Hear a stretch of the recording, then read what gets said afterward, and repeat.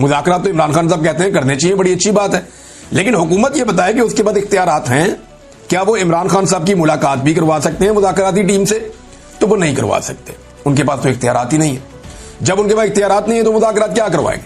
इसीलिए इमरान खान साहब कहते हैं जिनके पास इख्तियार है मुज़ाकरात उनसे करो, बात उनसे करो। जैसे डोनाल्ड ट्रंप ने फील्ड मार्शल को बुलाया, उनसे बात की, उन्हें पता था बाकी सारे अर्दली हैं, इस आदमी के पास इख्तियार है, इसको बुला लो, बात करते हैं इससे।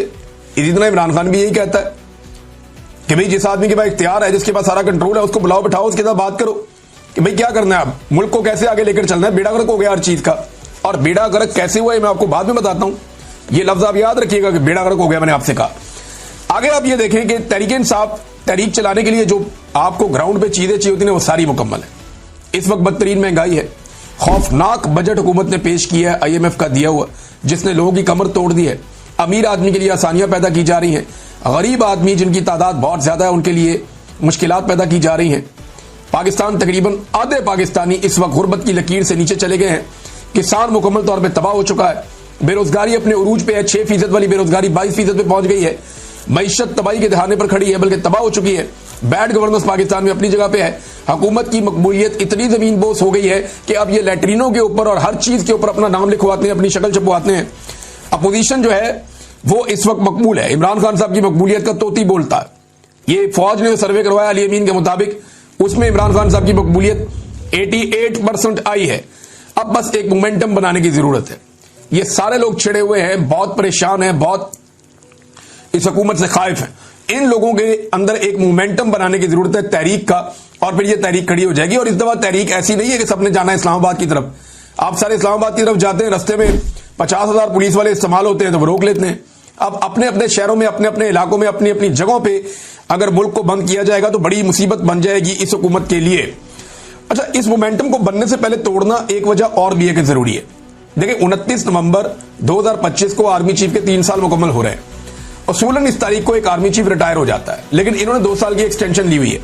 तो आर्मी चीफ चाहेंगे कि 29 नवंबर 2025 तक की तारीख जो है वो पुरसकून अंदाज में गुजर जाए। इस डेट से पहले मुल्क में कोई एहतजाजी तहरीक या कोई ऐसी अनइवन चीजें ना हो जिनकी वजह से ये मामला छिड़ जाए।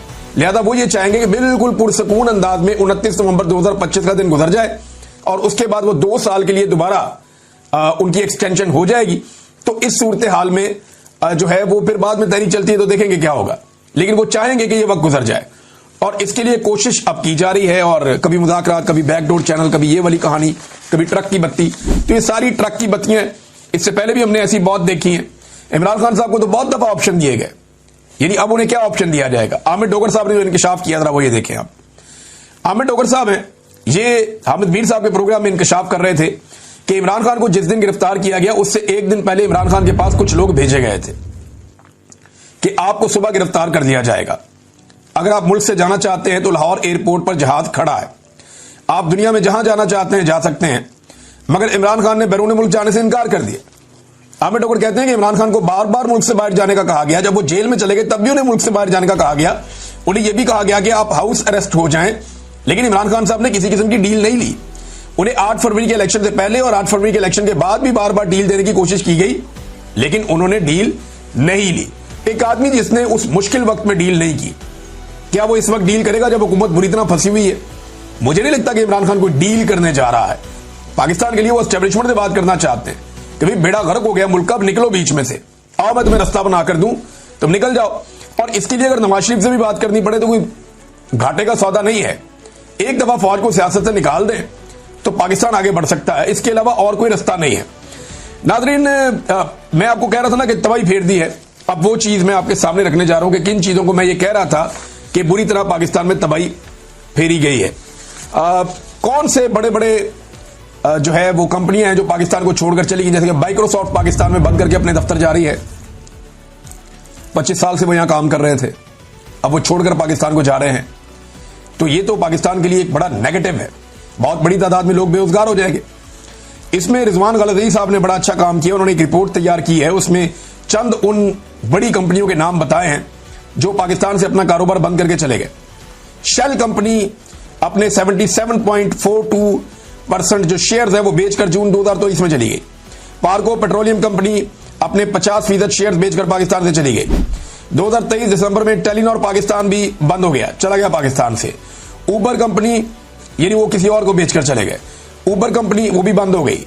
और उनकी एक और कंपनी है क्रीम, वो भी बंद होने का उन्होंने ऐलान कर दिया कि वो भी बंद हो जाएगी। 1-2 माह पहले उन्होंने ऐलान किया था। प्रॉक्टर एंड गैम्बल कंपनी वो भी बंद हो गई, वो बेचकर चले गए। सीमेंस कंपनी वो भी बेचकर चले गए। यानी बहुत सारी ऐसी कंपनियां हैं जो पाकिस्तान छोड़कर जा रही हैं। मोबाइल फोन बनाने वाली कंपनियां वो भी पाकिस्तान छोड़कर जा रही हैं।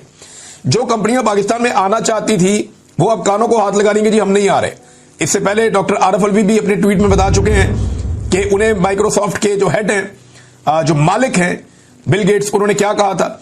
अमेजॉन भी पाकिस्तान आते आते रह गया, यानी अमेजॉन पाकिस्तान में आ रहा था, लेकिन इमरान खान साहब का दौर जब खत्म हुआ उसके बाद एक मायूसी फैल गई और फिर जो कारोबार के साथ हुआ, अमेजॉन भी अब पाकिस्तान नहीं हारा।